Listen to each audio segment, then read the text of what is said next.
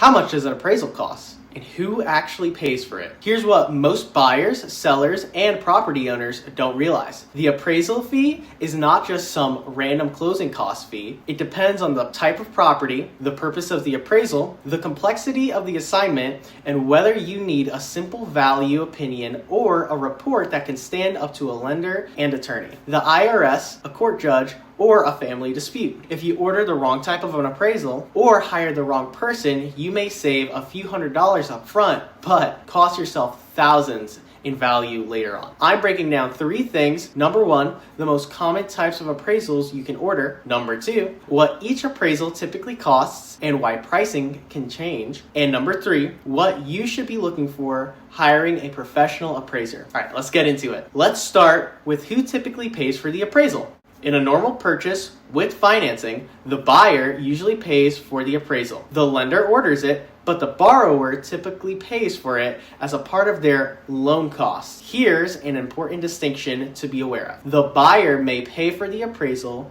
but the appraiser is not working for the buyer in the way people sometimes think. In reality, they're carefully providing a calculated estimate of value, unbiased regardless of who pays. In a lender-ordered appraisal, the appraiser's client is usually the lender. The appraiser's job is not to make the deal work. It is to provide an independent, credible opinion of value. That means the appraiser is not there to help the buyer get a discount. They're not there to help the seller defend the price, and they're not there to make the agents happy. The appraiser is there to answer one question: is the property value supported by the market data? In a private appraisal, for example, a divorce, estate pre-listing, tax appeal, or cash purchase, the person who orders the appraisal usually pays for it. That could be the homeowner, the buyer, the seller, the executioner, an attorney, or sometimes both parties split the costs, especially for legal and family matters. The simple rule is this: if the appraisal is for a loan, the borrower usually pays. If the appraisal is private, the client who orders it usually pays. If it is court-related or settlement-related, the payment arrangement may be negotiated or ordered. Drop a paperclip emoji in the comments if you'd like a link to view a breakdown of our services. Now, let's talk about the most common types of appraisals you can order. The first is a standard residential appraisal. This is the most common one. This is typically used for buying a home, refinancing, private value opinions, pre-listing decisions, removing PMI, or just understanding what a property is worth. For a standard single-family home, you're often looking somewhere around $300 to $600 depending on your market. Some reports may be lower, some may be higher, but that's the general ballpark many clients should expect. Here's the key: a simple house in a subdivision with 5 recent comps nearby is not the same assignment as a waterfront home, a luxury home, a rural property, or a custom home with no good comparable sales. The more complex the property, the more time it takes to appraise. The more time it takes, the more it costs. Next, we'll talk about government-backed loan appraisals. These include FHA, VA, and USDA loans. These can cost more than a basic conventional appraiser because the appraiser may have additional requirements and stipulations to review. For example, FHA appraisals are not just about value. They also look at minimum property standards related to safety, security, and soundness. If the home has peeling paint, broken windows, roof issues,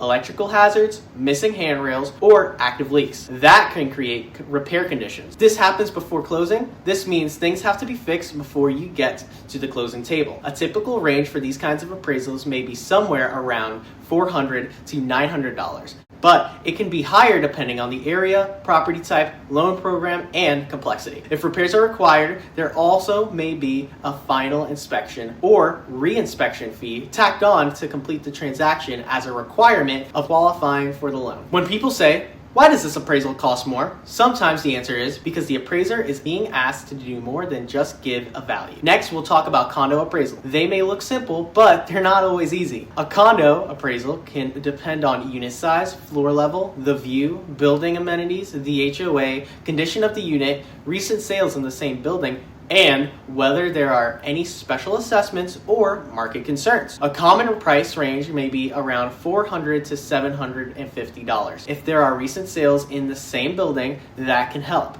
But if there's no recent comps, the unit is unique, or the building has financing issues. That can create more work. Let's dive into multifamily residential appraisals. You see, these are usually for 2 to 4 unit multifamily properties. This is a different level of analysis because the appraiser may need to look not only at sale comparisons, but also at rental income, leases, expenses, and income potential. A duplex is not just a big house. A triplex or a fourplex is not just a house with an extra door. It is an income producing property, so the appraiser may need to analyze both the market value and the income characteristics. A common range may be around $600 to $1,500 depending on the property market and the level of analysis required. Next, let's talk about vacant land lot appraisal. People sometimes assume land is easy to appraise because there's no house, but many times land is actually harder.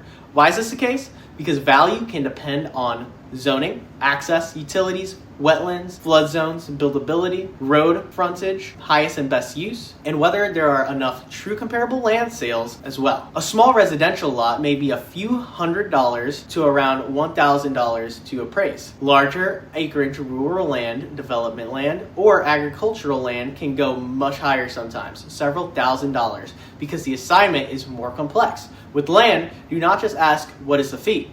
Ask what exactly is being analyzed. A simple lot value and a development feasibility type valuation are very different assignments. Next, here are situations where you'll need a pre-listing appraisal. This happens when you're preparing to sell your home and you want an independent opinion of value before putting the property on the market. This can give you a great idea of where to start your sale. This can be very useful when the property is unique, the seller does not trust online estimates, the agent's pricing range is wide, the home has a major upgrade, or the seller wants to avoid overpricing the property. This is usually similar to a standard residential appraisal, so many pre-listing appraisals may fall in that $300 to $600 range. But again, complexity matters. Here's why it can be worth it. Overpricing a home can cost you time. Underpricing a home can cost you equity.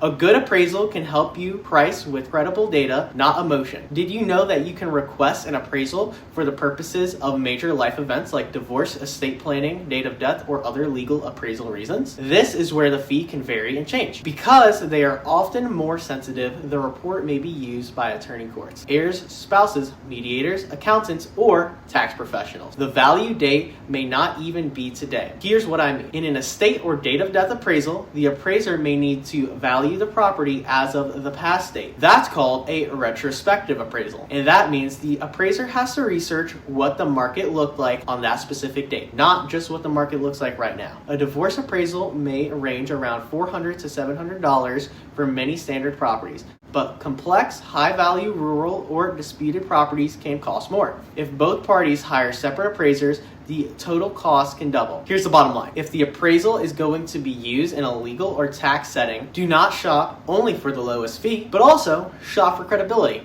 because a weak appraisal in a legal matter can create more problems than it solves.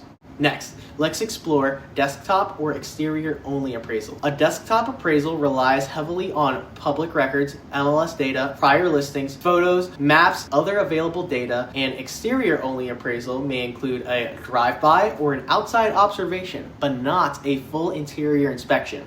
These can sometimes cost less than a full appraisal, but here's the trade-off. The appraiser may not be able to verify interior condition upgrades, damage, layout, or overall quality. The same way this may be appropriate for certain low-risk situations, but it may not be best for a purchase, dispute, a divorce, estate planning, tax appeals, or for a unique property where more accuracy really matters. Cheaper is not always cheaper if it gives you the wrong level of confidence. Finally, let's talk about the big one, commercial appraisal. This is a completely different work. The commercial appraisal can often include buildings, retail centers, warehouses, industrial properties, apartment buildings, mixed-use properties, special purpose properties, and income-producing real estate. These appraisals often require deeper analysis, including reviewing detailed data from leases, rent rolls, expenses, cap rates, market rents, vacancies, income approaches, and sales comparisons, and sometimes cost approaches. A commercial appraisal can easily cost $1,500 to $10,000 or more depending on the property type, size, income structure, intended use,